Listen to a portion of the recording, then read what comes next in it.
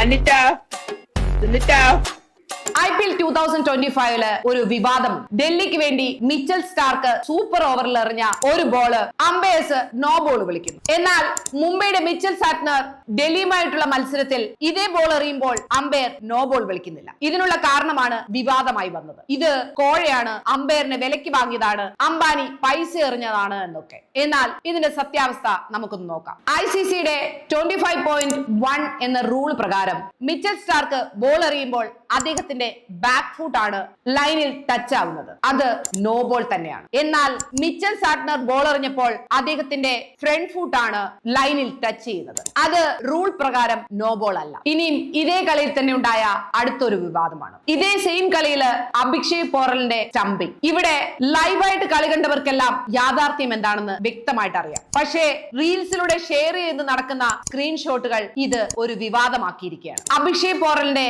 കാല് ഗ്രൗണ്ടഡ് ആയിരുന്നു, അമ്പയറിനെ വിലക്ക് വാങ്ങിയത് കൊണ്ടാണ് ഔട്ട് കൊടുത്തത് എന്നൊക്കെയാണ് റീൽസിൽ കളി കണ്ടവർ പറഞ്ഞു നടക്കുന്നത്.